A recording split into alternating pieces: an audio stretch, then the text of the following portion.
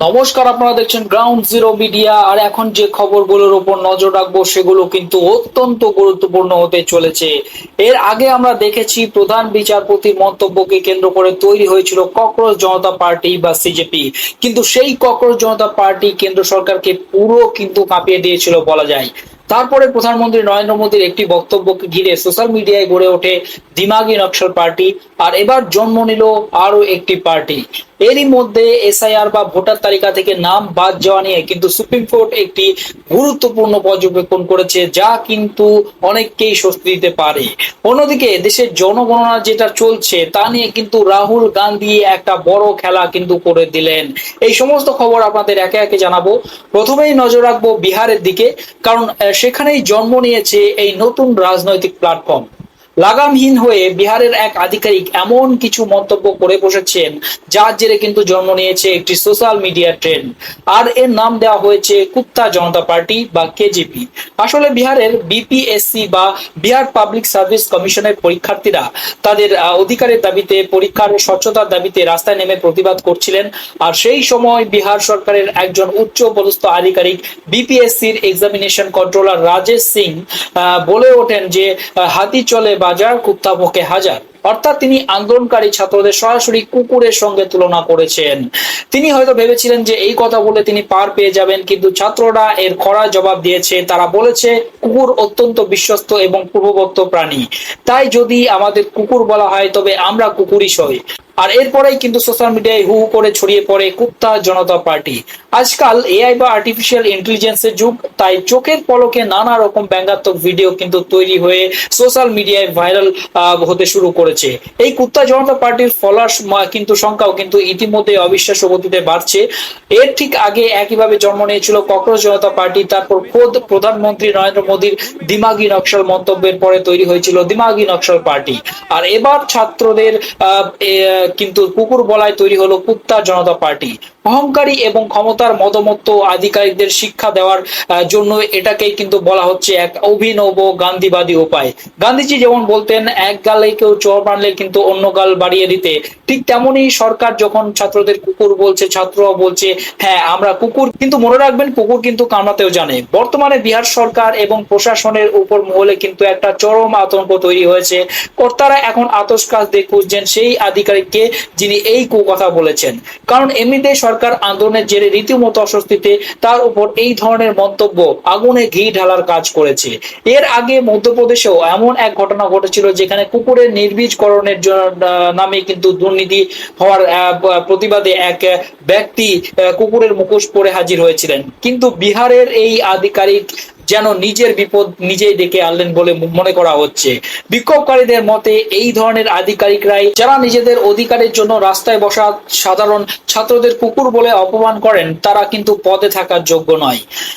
গণতান্ত্রিক দেশে কেউ যদি প্রতিবাদ করতে আসে তবে তাদের জল, শৌচালয়, বিদ্যুৎ কিংবা নিরাপত্তার ব্যবস্থা করা কিন্তু সরকারের দায়িত্ব। কিন্তু তা না করে পুলিশ দিয়ে নির্মমভাবে লাঠিচার্জ করা হয়েছে। কুত্তা জনতা পার্টির তরফ থেকে সোশ্যাল মিডিয়ায় একের পর এক পোস্ট করা হচ্ছে। তারা লিখছে চাকরি মেলেনি, সময় মতো পরীক্ষা হয়নি, পেপার লিক হয়েছে, বেকারত্বে যুব সমাজ ঢুকছে। আর তাই এখন তারা চুপ করে বসে থাকবে না। তাদের দাবি অবিলম্বে বিহারের শিক্ষামন্ত্রীকে পদত্যাগ করতে হবে। এমনকি তারা মোদী পদত্যাগ করো বলেও কিন্তু স্লোগান তুলছে। এই ঘটনায় এবার সরব হয়েছে রাজনৈতিক দলগুলিও। কংগ্রেস নেতা কানাইয়া কুমার বলেছেন কখনো যুবকদের ককরোচ বলা হচ্ছে, কখনো কুকুর বলা হচ্ছে, এটা ক্ষমতার অহংকারের পাহাড়। অন্যদিকে ছাত্র নেতা সৌরভ কুমার হুঁশিয়ারি দিয়েছেন পরীক্ষার্থীরা যদি কুকুর হয় তবে মনে রাখবেন কুকুর কামড়াতেও পারে।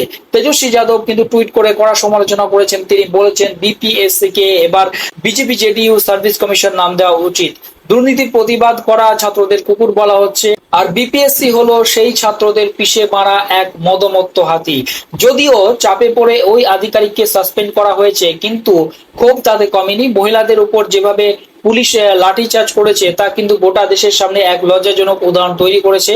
ছাত্রদের দাবি একটাই, তাদের প্রতি সম্মান দেখানো হোক এবং একক পরীক্ষা হোক, নেগেটিভ মার্কিং বাতিল করা হোক, পেপার লিক বন্ধ করে তাদের ভবিষ্যৎ সুরক্ষিত করা হোক। এবার নজর রাখবো অন্য একটি গুরুত্বপূর্ণ খবরের দিকে। ভোটার তালিকা সংশোধন বা এসআইআর থেকে নাম বাদ যাওয়া মানে কি নাগরিকত্ব চলে যাওয়া? এই নিয়ে এবার কিন্তু এক যুগান্তকারী পর্যবেক্ষণ জানালো দেশের সর্বোচ্চ আদালত সুপ্রিম কোর্ট।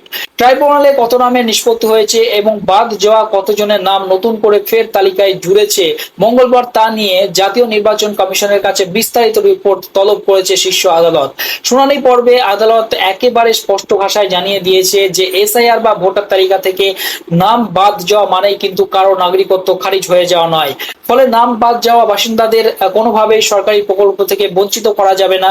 আপনারা জানেন যে বাংলায় এসআইআর এ কিন্তু লক্ষ লক্ষ ভোটারের নাম বাদ গিয়েছে। এদের মধ্যে অধিকাংশই দাবি করছেন যে তারা দীর্ঘদিন ধরে এই রাজ্যে বসবাস করছেন এবং তাদের কাছে সমস্ত বৈধ নথিও রয়েছে। তা সত্ত্বেও কিন্তু তালিকা থেকে নাম বাদ পড়াই এই সমস্ত মানুষদের মনে কিন্তু দেশ ছাড়া হওয়ার এক সময় চরম কিন্তু আতঙ্ক জাগিয়ে বসেছে। পরিস্থিতি সামাল দিতে সুপ্রিম কোর্টের নির্দেশে ট্রাইব্যুনাল গঠন হয়েছে।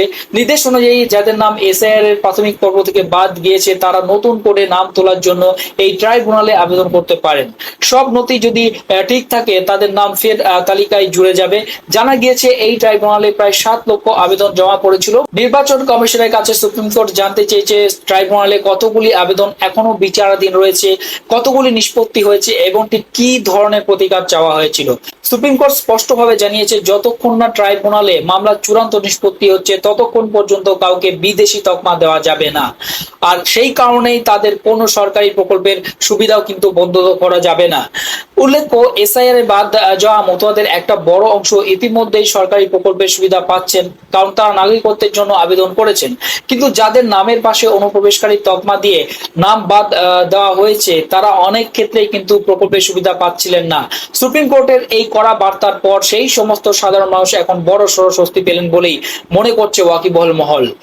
আর আজকের যে শেষ খবরটি সেটিও কিন্তু বেশ গুরুত্বপূর্ণ। জাত গণনা বা কাস্ট সেন্সাস নিয়ে যেখানে কংগ্রেস সাংসদ রাহুল গান্ধী এবং কংগ্রেস সভাপতি মল্লিকার্জুন খার্গে এক বড়সড় চাল চেলেছেন।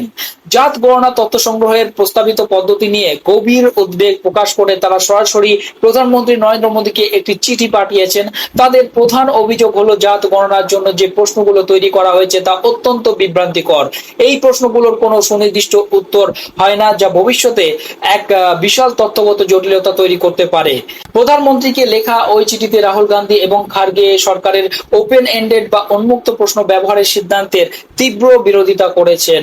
তারা স্পষ্ট করে জানিয়েছেন সামাজিক ন্যায় বিচার সংক্রান্ত সঠিক নীতি প্রণয়ন করতে এবং বিভিন্ন সম্প্রদায়ের আর্থসামাজিক অবস্থার প্রকৃত মূল্যায়ন করার জন্য নির্ভরযোগ্য পরিসংখ্যান অত্যন্ত জরুরি। কিন্তু সরকার যে পদ্ধতিতে তথ্য সংগ্রহ করতে চাইছে তাতে বড় ধরনের অসামঞ্জস্য তৈরি হতে পারে। এর কারণ ব্যাখ্যা করে তারা বলেছেন ভারতবর্ষের মতো বিশাল এবং বৈচিত্র্যময় দেশে এই একই জাতি বিভিন্ন প্রান্তে ভিন্ন ভিন্ন নামে উপজাতিতে বা এমনকি ভিন্ন বানানে কিন্তু পরিচিত। এখন যদি ওপেন এন্ডেড প্রশ্ন থাকে এবং মানুষ নিজেদের ইচ্ছা মতো জাতের নাম লেখেন তবে সংগৃহীত তথ্যে তাদের আলাদা আলাদা সম্প্রদায় হিসেবে চিহ্নিত করা হতে পারে। এর ফলে দেশে লক্ষ লক্ষ নতুন জাতির উদ্ভব হতে পারে খাতায় কলমে, যা গোটা প্রক্রিয়াকে কিন্তু সম্পূর্ণ অস্পষ্ট এবং অর্থহীন করে তুলবে। কংগ্রেস নেতাদের বক্তব্য এই ধরনের মারাত্মক অসামঞ্জস্যের কারণে বিভিন্ন সম্প্রদায়ের জনসংখ্যার একদম কিন্তু ভুল হিসাব সরকারের হাতে আসবে, যার ফলে শিক্ষা, কর্মসংস্থান, কল্যাণমূলক কর্মসূচি, উন্নয়নের রূপরেখা তৈরি এবং সামাজিক ন্যায় বিচার সংক্রান্ত সরকারি নীতিমালার ক্ষেত্রে এক সুদূর প্রসারী নেতিবাচক প্রভাব পড়বে। আসল প্রাপকরা তাদের অধিকার থেকে বঞ্চিত হতে পারেন। এই বিকল্প হিসেবে রাহুল গান্ধী এবং মল্লিকার্জুন খার্গে এক অত্যন্ত কার্যকরী প্রস্তাব দিয়েছেন। তারা বলেছেন উত্তরদাতাদের অবাধে নিজেদের খেয়াল খুশি মতো জাতের নাম লেখার সুযোগ না দিয়ে সরকার যেন জাতের একটা সুনির্দিষ্ট এবং প্রমাণ্য তালিকা তৈরি করে। ফর্মে একটি ড্রপ ডাউন অপশন রাখার পরামর্শ দিয়েছেন তারা। ডিজিটাল বা ম্যানুয়াল যেভাবে হোক মানুষ যেন সে নির্দিষ্ট তালিকা থেকে নিজেদের সঠিক জাত নির্বাচন করতে পারেন। তাদের জোরালো দাবি এই পদ্ধতি অবলম্বন করলেই গোটা প্রক্রিয়াটি সুস্পষ্ট হবে এবং জাত গণনার আসল উদ্দেশ্য সফল হবে। এখন দেখার বিষয় কেন্দ্র সরকার এবং নরেন্দ্র মোদী রাহুল গান্ধীর এই অত্যন্ত যুক্তিপূর্ণ পরামর্শকে গ্রহণ করেন কিনা, নাকি নিজেদের জেদেই অনড় থাকেন। বিহারের কুত্তা জনতা পার্টি আন্দোলন থেকে শুরু করে সুপ্রিম কোর্টের নাগরিকত্ব নিয়ে বিরাট রায় এবং রাহুল গান্ধীর কাস্ট সেন্সাস নিয়ে মাস্টার স্ট্রোক, প্রতিটি বিষয়ই আগামী দিনে দেশের রাজনীতিতে বড় প্রভাব কিন্তু ফেলতে চলেছে। আপনাদের এই বিষয় নিয়ে মতামত কি? বিহারের ছাত্রদের সাথে পুলিশের এমন আচরণ কি কোনোভাবে সমর্থনযোগ্য? আর সুপ্রিম কোর্টের রায় নিয়ে আপনাদের ধারণা কি? আপনাদের মতামত অবশ্যই কমেন্ট বক্সে জানান।